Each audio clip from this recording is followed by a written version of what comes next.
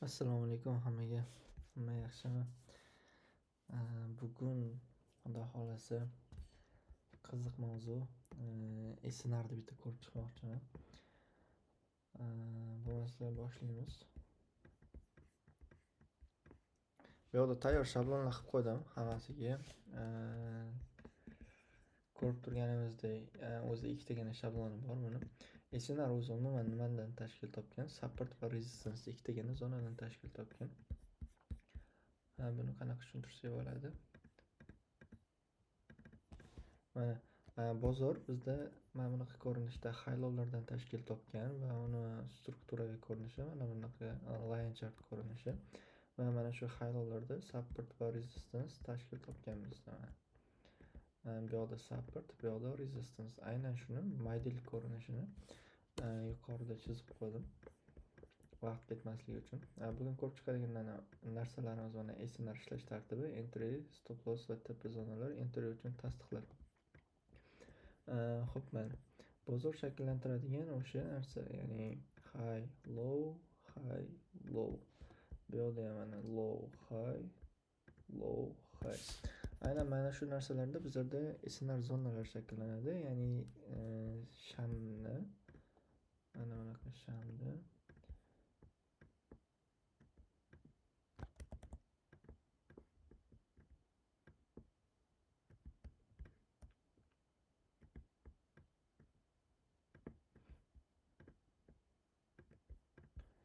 bunaqa shamni shpilkalaridan tashkil topgan.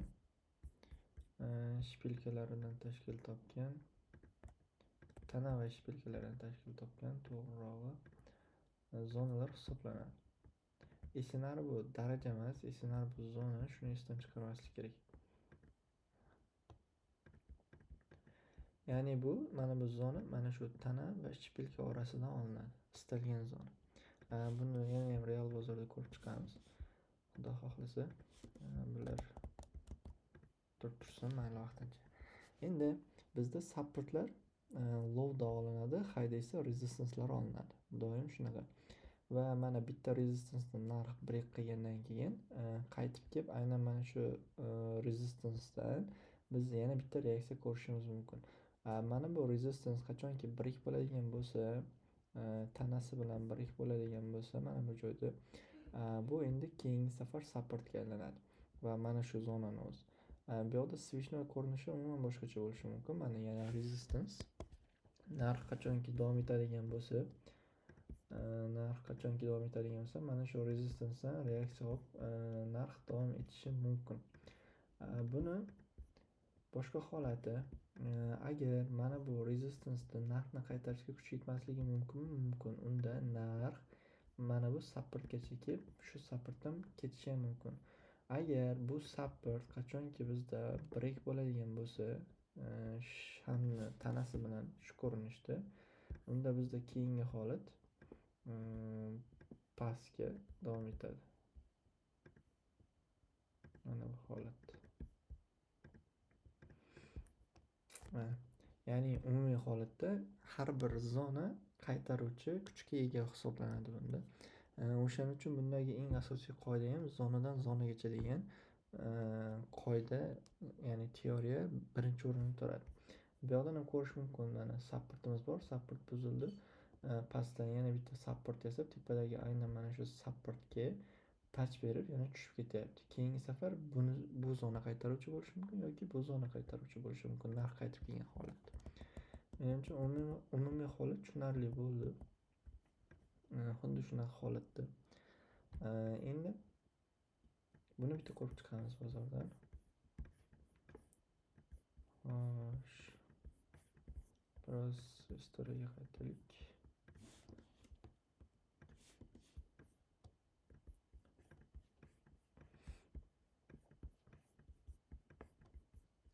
Mana shu joydan boshlaymiz. Birinchi support zonamizda. Birinchi support narx shakllanish davomidagi. Ikkinchi support narx shakllanish davomidagi. Uchinchi support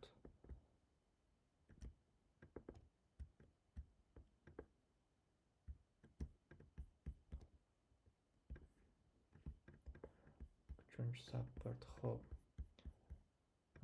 bizda eng yaqin resistance zonani olamiz.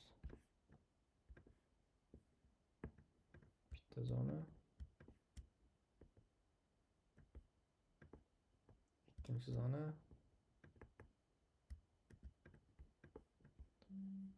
xo'p, uchinchi zona,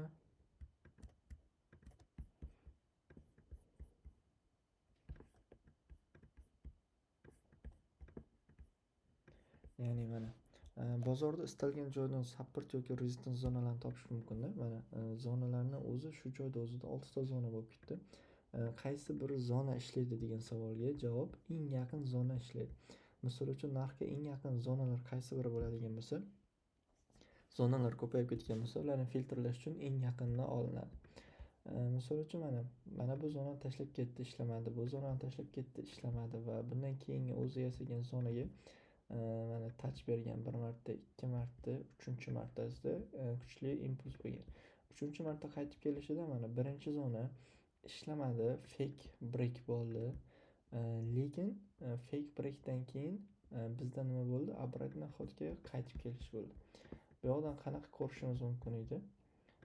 Esinglar zonani shunisi o'zidagi, mana tepaga ishlamadimi? Pastga kelganda обратноga ishlayveradi.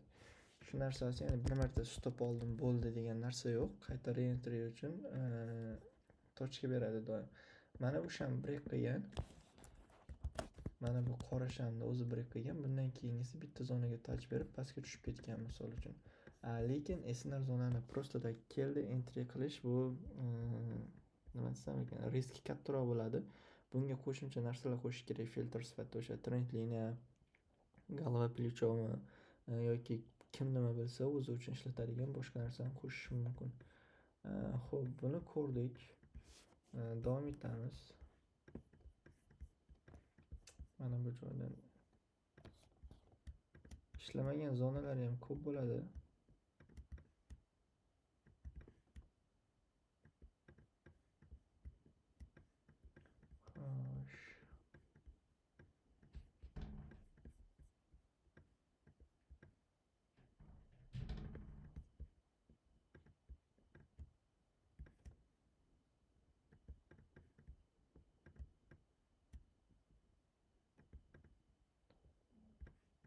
Nimaga supportlarni olyapman?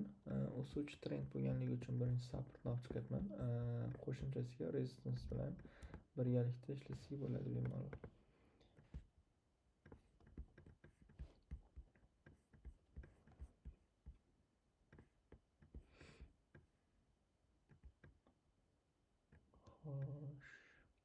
Umumiy mana shunaqa olinadi. Ya'ni support bilan resistance zonalar. Buni ishlash kuchini ham ko'rdik bahonada. Qanaqa olinishini ham ko'rdik menimcha.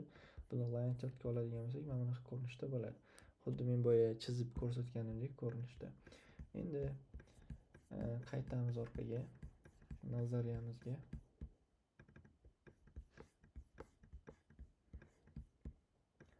Support va resistance tushunchalari bizlarga tushunarli bo'ldi menimcha. Ya'ni high va lowlarda shakllanadigan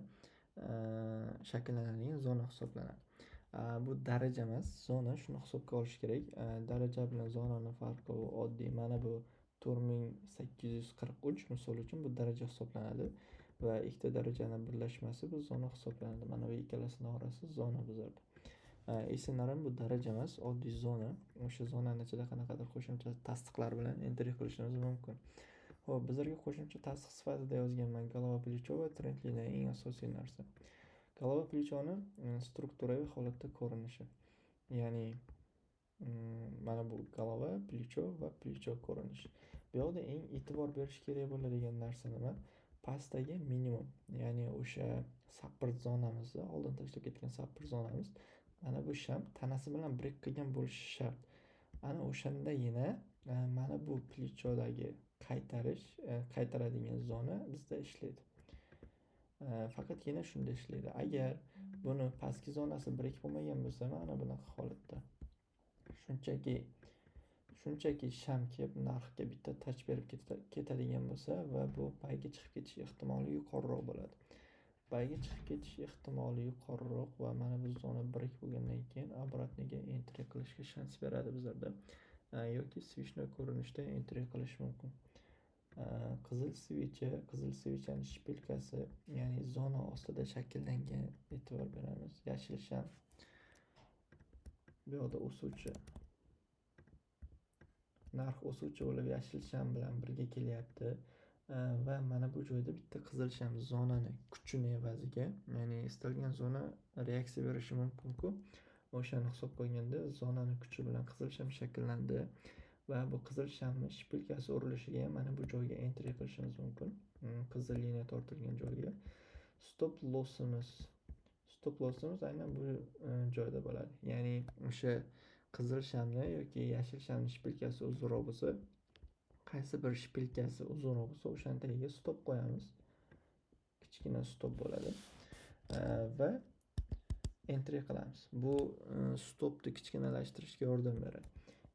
Buni buzgandan keyin, haqiqiy break bo'lgandan keyin xohlovchilar bo'lsa, buni breakidan yana qanaqadir tasdiq topib, oddiy trendli liniya bo'lsa ham farqi yo'q. Oddiy trend liniya bo'lsa ham o'shani topib, o'shandan entry qilish mumkin. Bu trend liniya qanaqa shakllanadi? Zonaga yaqinlashayotganda narx sekinlashadi va bizda struktura paydo bo'ladi. Trendli liniya buziladi va bu yoqdan entry yana trendga qo'shilib davom etishimiz mumkin. Mana shunaqa holat. Bu ikkinchi model, ikkinchi ko'rinishi. Mana bu joyda shunchaki SNR zona, support yoki resistance ham ikkalasida ham bir xil ishlaydi. Oddiy trend liniya tortishga shans beradi. Kichkina time frame misol uchun H1 zona bo'ladigan bo'lsa, M15, M5, даже M1 trendli liniya tortib, o'shani breakidan, shuni reaksiyasidan entry qilishga shans beradi. Trend liniyaning qoidasi oddiy. Mana bu joyda break bo'ldi. Breakdan keyin oxirgi impulsda, ya'ni oxirgi korreksiyada yoki break bilan birdan entry qilinadi. Stop lossimiz buni tepasida bo'ladi. Hech qanaqa qiyinchilik joyi yo'q. Buning nazariyasi shundan iborat. Endi mana bu zonalarga yuqoridagi mana shu narsalarni hammasini qo'shib ishlatamiz. Golova плечо va buni teskari modeli oddiy trend liniya. Shunchaki SNR zonani o'zidan entry qilish mumkin emasmi? Mumkin, riski kattaroq bo'ladi. Ya'ni hozir kurs chiqsak bo'ladi, mana bitta zona tashlab ketdi bozor, to'g'rimi? Lekin bu ishlamasdan zonani pastga break qilib qo'ydi. Pastga break qilib, yana tepaga break qilib, aynan mana shu zonani o'zi ishlab berdi yuqoriga nisbatan. Lekin mana bu joyda prosta tak entry qilinganda edi, biz stop olishimiz aniq edi. Lekin buni ichidan misol uchun mana bu joyda M1 da qanaqadir trendli liniya bo'ladigan bo'lsa, mana shu trend liniyadan entry qilishimiz, zona bitta tasdiq, ichida trend liniya shakllanib, trend liniyani break qilinishi ikkinchi tasdiq. Biz bu bozorga ikkita tasdiq bilan kiramiz va ehtimollikni oshiramiz. Shuni hisobiga tasdiq bilan ishlash ancha oson bo'ladi. Xo'p, bizda oxirgi zona kechagi holat, oddiy trend liniya H1 o'zida. Buni M15 da ham bergan bo'lish kerak, adashmasam.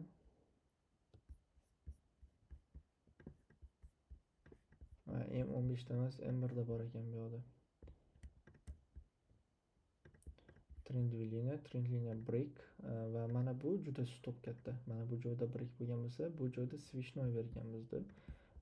Switchnoyni tushuntirib berganman, ko'pchilik bilsa kerak buni. Shpilka urilishiga entry, stop loss pastda. Bu joyda entry qilinganda ham stop juda katta bo'lib ketar ekan, lekin mana bu kichkina time frame'dagi M1 time frame'dan olsak trend liniyasini,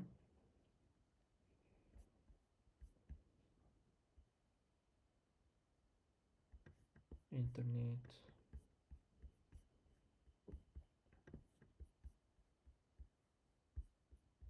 bu M5 trend liniyasi ekan, uzr adashman.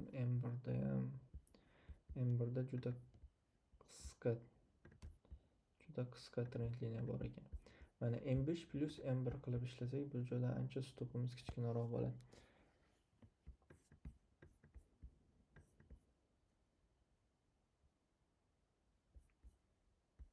Mana bu ko'rinish. bu break bo'lishiga va mana bu break bo'lishiga kirishimiz mumkin. Bu yoqda yana bitta e'tibor berish kerak bo'lgan narsa bor. Hech qaysi kuchli zonada narx uzoq turib qolib ketmaydida. Mana misol uchun haqiqiy kuchli zona to'g'rimi? Narx bitta urgan zonaga, bitta urgan va yuqoriga chiqib ketgan. Bu zonani kuchliligini bildiradi. Yana bitta narsa. Tak.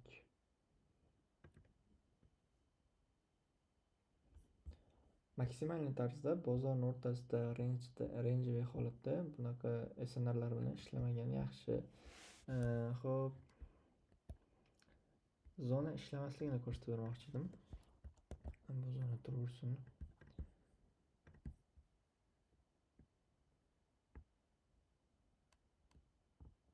Bizda mana bu joydan chiqdik yoki bitta joydan davom etamiz. Oxirgi resistance zonamiz bu. Resistance break bo'ldi mana bu bilan va shu zonani o'ziga touch berib chiqib ketdi. Bu teskarisiga ishlash. Ya'ni bitta zona break bo'lgandan keyin teskarisiga xuddi yuqoridagidek mana bu holatdagidek ishlayveradi. Mana zona break bo'lishi va teskarisiga ishlayverishi. Bu yerda ham xuddi shunaqa ko'rinishda ko'rsatilgan. Mana bu zona keyinchalik tashlab ketgan zona. Bu joydagi yana bitta narsaga e'tibor beringlar. Mana bu zona bor-ku, SNR zona. SNR zonadagi impuls qanchalik kuchli bo'lsa, o'sha zona kuchliligini bildiradi dedim men boya. Demak, kuchli zonada nima bo'lgan bo'ladi? O'sha tagiga, negiziga kiradigan bo'lsak, bu joyda katta ob'yemda savdo boshlangan, to'g'rimi? Bu joyda savdo boshlangan va bu zonaning tagida stop losslar joylashgan. Demak, katta igroklar agar shu joydan kirgan bo'lsa, ya'ni bozorga katta ob'yem kirmasa, katta impuls bo'lmaydi. Bu mantiqan to'g'ri, to'g'rimi? Demak, mana bu stop losslar bu yoqda turgan bo'lsa, bu zonani maksimal tarzda himoya qilinishi kerak. Ya'ni mana bu joyda qanaqadir stoplar olinishi kerak emas demoqchiman. Va yana shunaqa joylar bo'ladiki, SNR zonalarda mana bunaqa holatlar aynan birinchi stoplarni olib, keyin o'zini yo'nalishi bo'yicha davom etadi. Bu narsani endi baribir backtest tajriba bilan keladi. Qaysi zona kuchli, qaysi zona kuchli emas degan narsalar. Lekin baribir aytib o'tib ketmoqchi edim. Tak, bu joylarda mana bu joyda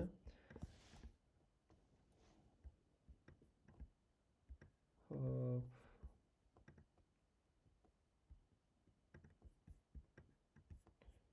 bu joydagi zonalarni bitta chizib olamiz. Bu ishlamagan zona. Break bo'lib teskarisiga ishlab bergan ekan. Ishlamagan zona kerak bizga. Mana bu zona. Bu ham break bo'lib teskarisiga ishlab bergan ekan. Xo'p, yana qaysi? Mana bu SNR zona konkretni ishlab bergan. Aktiv bo'lmagan zona qidirayotgandim. Mana bu joydagi narx uchun. Bo'pti, mana shuni o'zini olamiz. Bu yoqdagi holatni qaraymiz.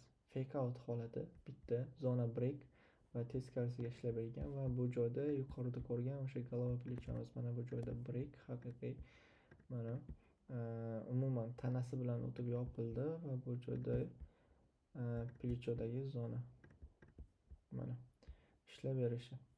Bu tarixdan ishlab berishi, lekin ishlab bergan. Buni ko'rsak bo'ladi.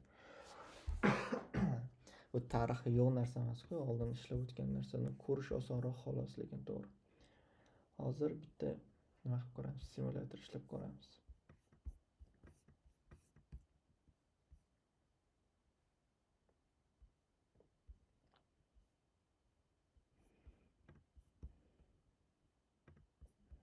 Xo'sh. Keling, mana shu joydan boshlaylik.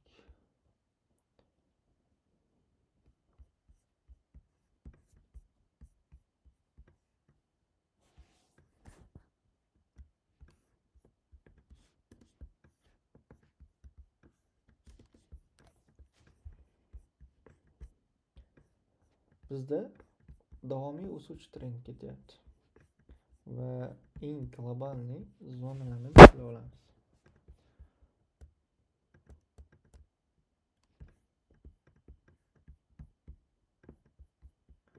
Bu bitta zona ishlamagan. Даже break bo'lishiga ham ishlamagan, ya'ni touch bermagan. Mana bu ikkinchi zona.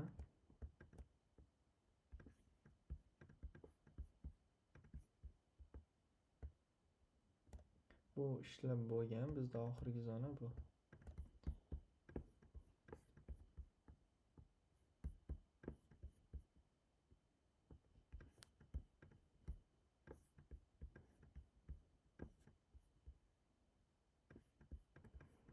Xo'p, endi eng yaqin zonalarni ko'rishga boshlaymiz. Eng yaqin zonalar bizda mana bu zona hozirgi holat bo'yicha. Bitta stoplarni olibdi, kimda-kim mana shuni tagiga stop qo'ygan bo'lsa, endi yo'q, yana boshqa zonalarni bitta ko'rib olaylik. Bu yoqda oxirgi support bu. Endi bitta ko'ramiz. M15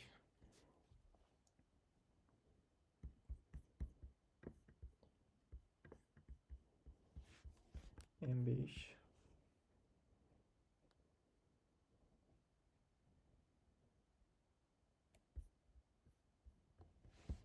M5'da bizda trend liniya break va breakdan so'ng switchnoy ko'rinishi. Va bu engulfingni ham ko'pchilik bilsa kerak. Mana shu joyga bitta qaytishi bilan entry qilib ko'rsak bo'ladi. Stop lossimiz minimumdan pastda bo'ladi.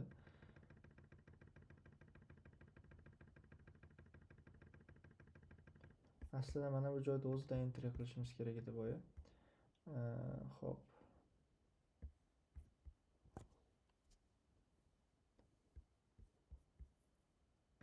M15 mana bu joyda o'zida yana bitta support yasab ketdi.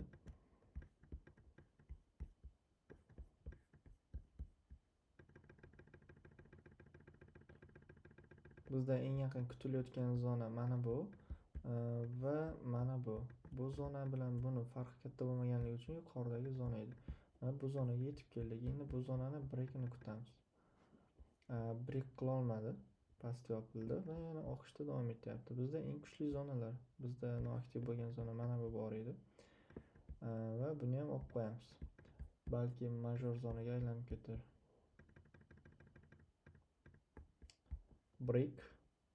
Break va pastga oqish. Bitta yuqoridagi kichkinagina zonani bergan impuls. Xo'p. Mana bu M15 tepada yopilsa, bu zonani o'zi yana qayta aktiv bo'ladi. Yuqorida.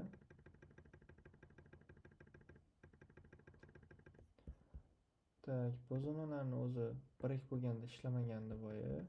Mana bu ishlab bo'lgan va bu zona ham ishlamagan. Break teskarisiga.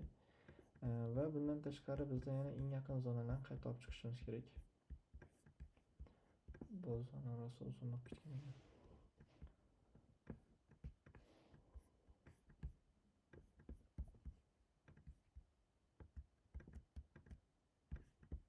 M15 uchun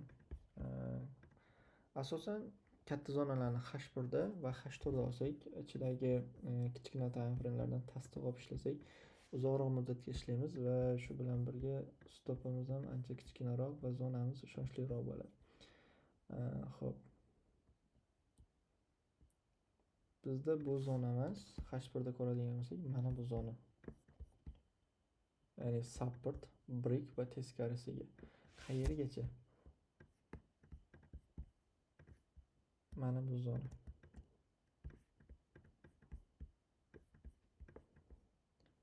Shu zona aktiv bizda va mana bu joyda o'ziga yana bitta support tashlab ketdi. Narxni istoriyadan zona tortib kelish shart emas unaqa.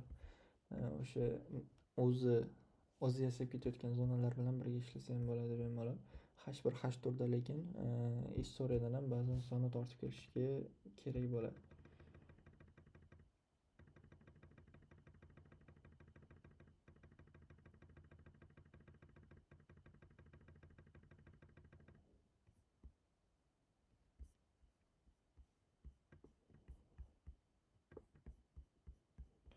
Bu joyda mana buni tagidan reaksiya bitta bera olyapti-da. Buni sababini ham kimdir e'tibor bergandir, kimdir e'tibor bermagandir. Agar e'tibor bergan odam bo'lsa, SNR'ni yana ham takomillashtiradi. Faqatgina SNR zonani o'ziga bog'lanib qolmasdan.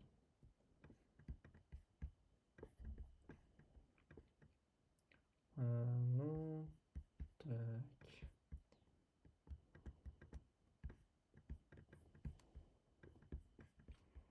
Savol: bu zona nimaga olindi? Bu zona nimaga olindi? O'shani topgan odamga jekpot o'zi uchun.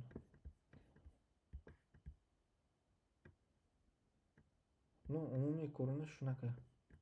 Mayli, yana ozroq bitta yurg'izaylik. Bugunni kunni yakunlasak. O'zi kechki payt kirib qolibdi. Ertasi kuni ochilishiga yana bitta harakat qilib ko'ramiz.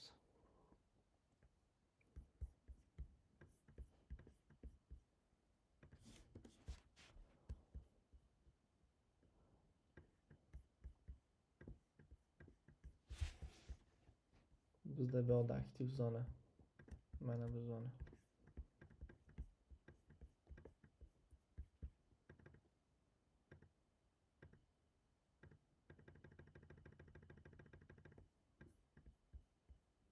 Bu yoqda mana high, low, high, low. Bu yoqda yana bitta zona.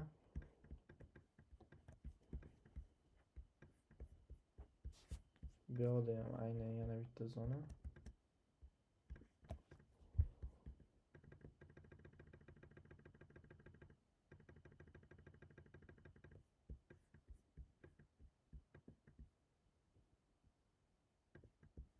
Bu yoqda mana aynan mana shu narsa kerak edi. Zona tepaga break qildi. Undan oldin pastga break qildi. O'sha mana buni kuchi bilan tepaga break qildi, pastga break qildi va teskarisiga 3-martasida ishlab berdi. Lekin mana bu zonani o'zi nima desam ekan? Bu zona bitta qaytardimi, xuddi mana bunaqa narsa bo'ladida.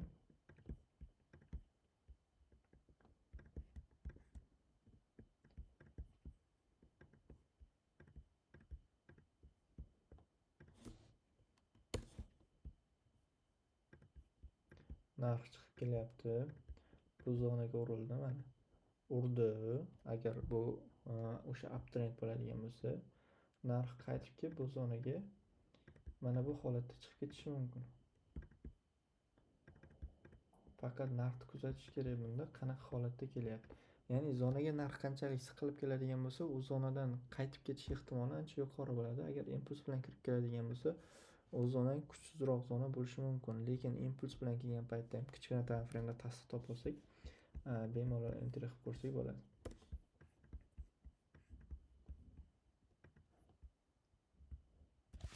Xo'sh, H1da bizda chiqib ketdi. Istoriyadan zona qarab ko'ramiz. Istoriyada nima bor ekan?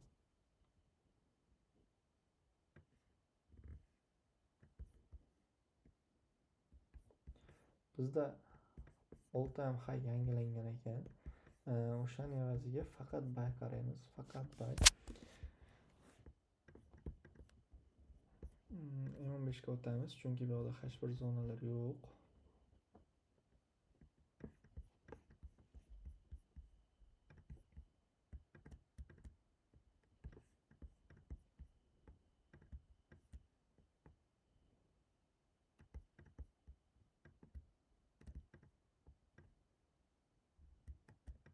Bizda asosiy zonalar bu va mana bu zona. Bu unaqa kuchli zona emas. Buni bunaqa qilib qo'yamiz.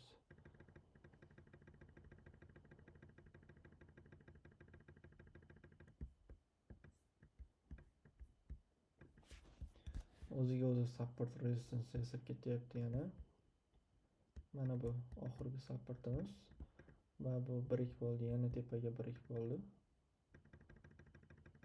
Va yana shu joydan tutsak kerak. Bunda.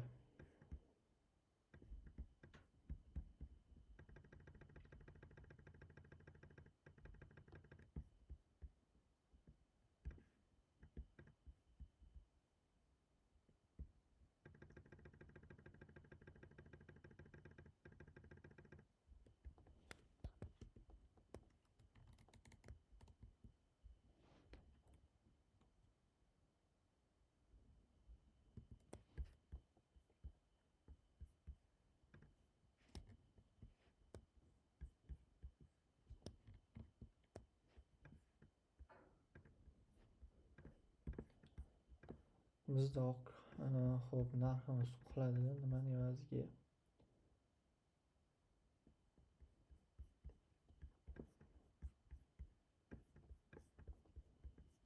H1 ga olamiz. H1 zona bo'lishi kerak mana bu joyda.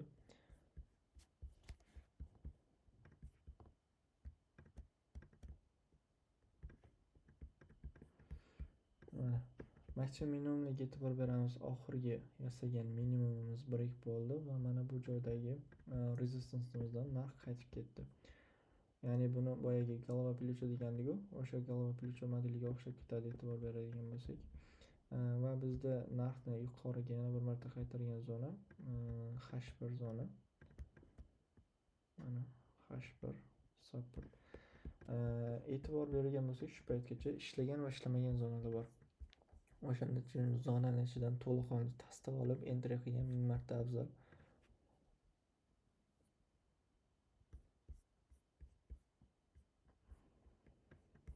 Mana bu joyda misol uchun bu joyda hech qanaqa tasdiq bermagan, lekin mana bu joyda M1 da trend liniya break bo'lgan. Trend liniya paydo bo'lgan va bu buzilishiga entry emas. Xo'p. Entry emas bu joyda. Stop lossimiz mana bu joyda. Eslar uchun eng zo'r kombinatsiya qiladigan narsa aslida o'sha trend liniya qo'shuvsi bo'ladi. Shu joygacha backtest qildik. Yetarli bo'ldi menimcha. Bu ishlamaydigan narsa emas, eslar o'zi umuman ishlaydi, faqat to'g'ri yondashuv kerak xolos. Buni ustida ko'proq backtest qilinsa, xudo xolisa hammasi chotki bo'ladi. Faqat shu backtestni joy-joyiga qo'yish kerak. Hamma narsani ko'rdik, golova плечоni ko'rsatib berdim bu yoqda. Mana bu holatda ham mana bu narsa swishnoy analiz deyiladi. Ya'ni swishnoy analiz emas, swishnoy kontrol desak to'g'ri bo'ladi. Market struktura o'tadi bu narsaning ichida. O'sha market strukturamiz yana bitta highga break bo'lganligini hisobiga biz entry qilamiz va stopimizni o'sha market strukturani eng pastki minimum qismiga, mana bu minimumga qo'ysak bo'ladi. Bu trendiy liniya hammaga tushunarli o'zi. Buni bitta ko'rib ishlatib ko'rsa bo'ladi bemalol. Yaqin o'rtada kichkina time frame'lar ideal golova плечо ko'rmadim, lekin golova плечоlar shakllanib ishlab bergan. Faqat unaqa ideal emas, bitta ko'rganda mana shu golova плечо ekan deydigan narsa emas. O'shaning uchun bitta backtest qilib ko'rsak, xudo xolisa bu ham kimgadir manfaatli bo'ladi. Charchamanglar, sog' bo'linglar.